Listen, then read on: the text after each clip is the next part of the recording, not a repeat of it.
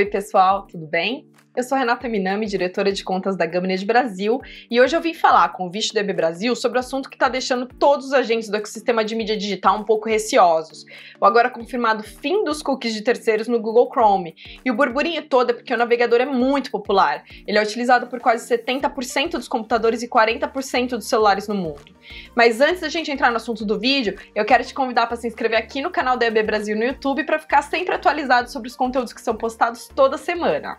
Bom, para começar, eu acho importante explicar o que são os cookies e qual a função deles, para aí então a gente falar sobre como o fim dos cookies de terceiros no Chrome impacta diretamente na publicidade digital. Então os cookies são pequenos arquivos que ficam armazenados no navegador, registrando por um período tudo que um usuário está visitando na internet.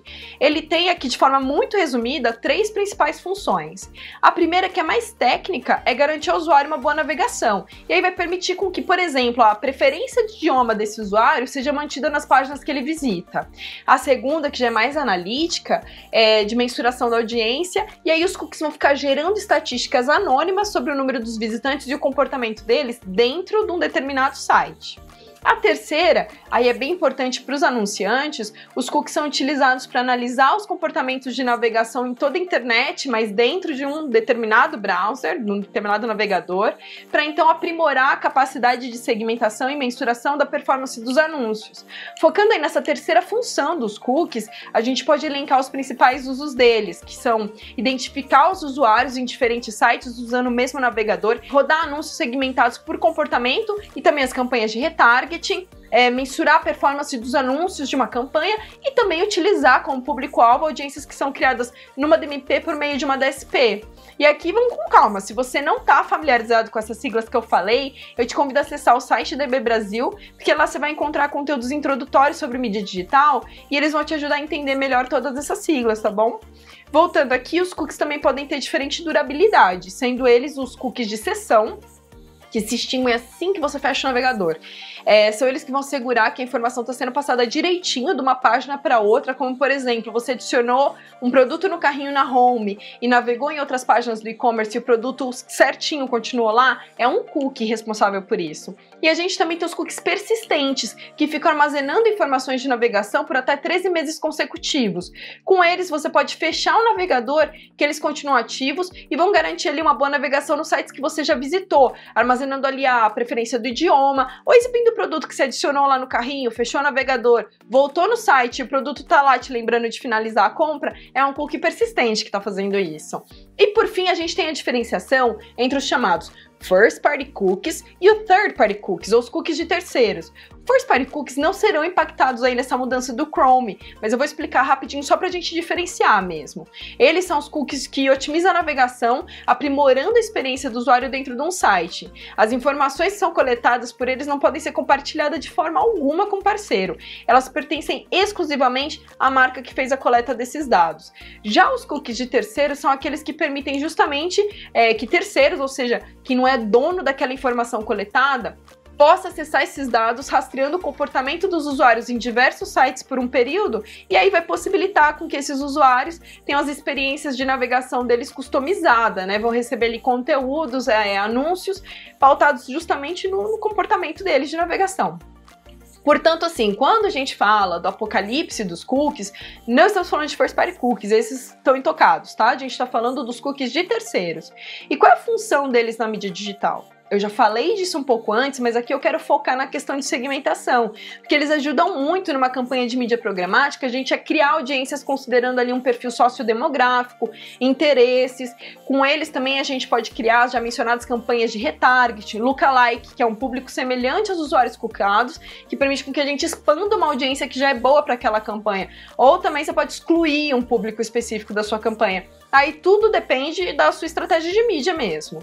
Aí já pensando na otimização, os cookies de terceiros permitem que a gente controle a frequência com que um anúncio é visto, onde ele está sendo visto, estratégia dos lances, os formatos que eles são exibidos.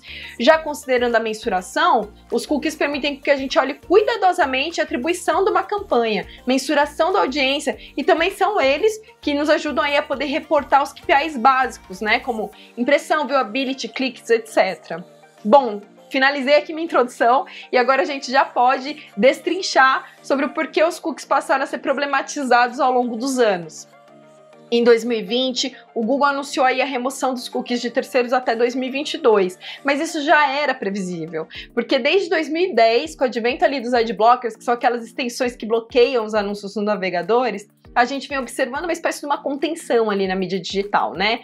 Em 2017, a Apple passou a bloquear os cookies no Safari. Em 2019 foi a vez do Mozilla Firefox. Enquanto isso, a gente tem leis entrando em vigor, né? Em 2018 entrou em vigor a GDPR na Europa, seguida pela CPA nos Estados Unidos e a recente LGPD, a Lei Geral de Proteção de Dados aqui no Brasil. Todas elas com o mesmo objetivo, que é proteger a privacidade dos usuários.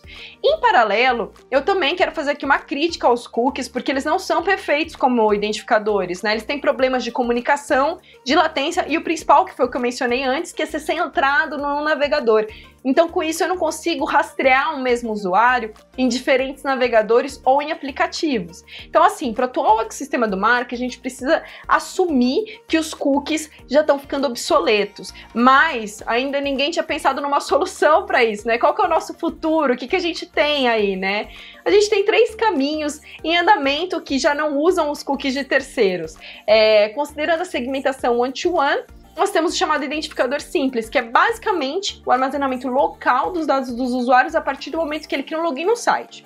O site vai então criar um ID persistente que vai identificar esse usuário quando ele se logar e rastrear o comportamento dele dentro da plataforma. Esses dados, óbvio, não podem ser compartilhados com terceiros, né? E aí, como exemplo dessas plataformas, a gente tem o Facebook, o Google, a Amazon. Isso não tem nada a ver com First Party Cookies, tá? É outra coisa. A gente tem também os identificadores mútuos, que são as soluções SSO, que é só um login liberando acesso para várias plataformas e publishers vinculados a eles.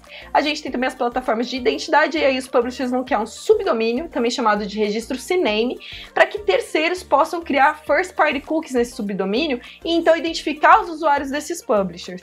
Esses 2 últimos caminhos, apesar de resolverem esse problema de não ter mais cookie de terceiros, eles não podem ser vistos como definitivos não, porque eles seguem identificando os usuários. E esse é o ponto sensível levantado pelos navegadores quando a questão é privacidade. Mesmo que o usuário aceite os termos e isso esteja dentro dos termos, os navegadores não querem mais identificar os usuários, né? E aí a gente chega na solução proposta pelo próprio Google, que é o Privacy Sandbox. É um conjunto de soluções de ponta a ponta para publicidade digital, contemplando soluções de brand safety, mensuração e também segmentação. Vamos focar aqui especificamente na segmentação.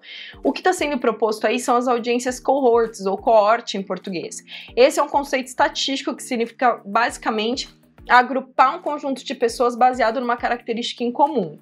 No Privacy Sandbox, o nome da ferramenta é FLoC, Federated Learning of Cohorts, e ela é baseada num algoritmo de aprendizado que vai fazer justamente esse trabalho de agregando os usuários com o mesmo perfil de navegação.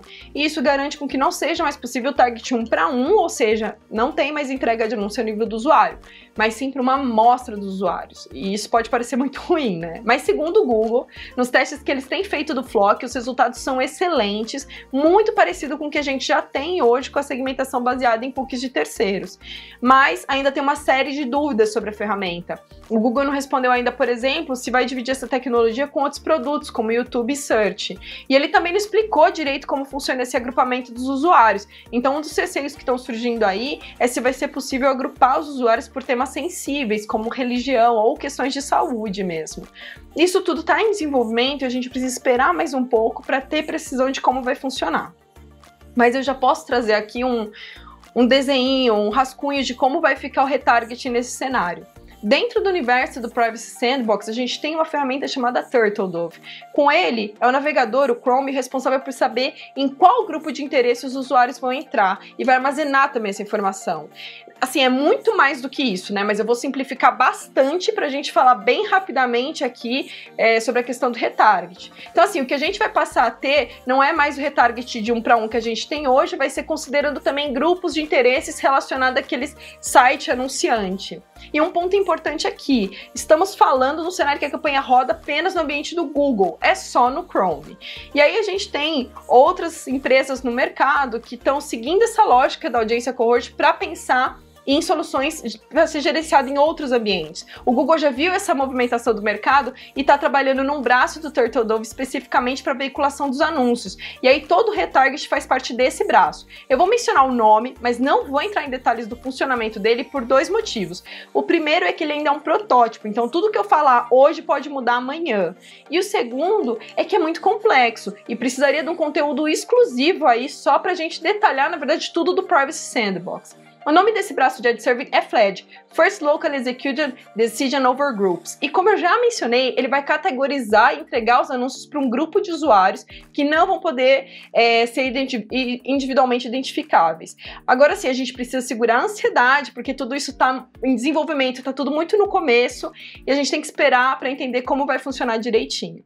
Por fim, eu quero só mencionar aqui que a gente ainda tem a segmentação contextual, e tudo isso que eu falei envolve ela para fazer uma melhor entrega das campanhas, né? Apesar da segmentação contextual ser antiga, ela está sendo aprimorada e a gente já passou de uma segmentação de palavras-chave para uma semântica, que é muito mais precisa. Ela é uma excelente opção nesse cenário porque ela continua sendo segura em relação à privacidade dos usuários. O grande problema é para medir os KPIs. Se eu não tenho cookie de terceiros hoje, eu não resolvo essa questão, eu não tenho como medir os KPIs. Portanto, o fim dos cookies não é o apocalipse da publicidade digital. Ele só vai transformá-la e levar para um outro patamar agora centrado na privacidade dos usuários. Esse anúncio do Google está estipulado para 2022 e está fazendo com que o ecossistema do marketing trabalhe com afinco para trazer as melhores soluções. Nós vamos estar aqui atentos para atualizar vocês. Se gostou, dá um joinha no vídeo e não se esqueça de se inscrever aqui no canal de AB Brasil no YouTube. Obrigada e até mais!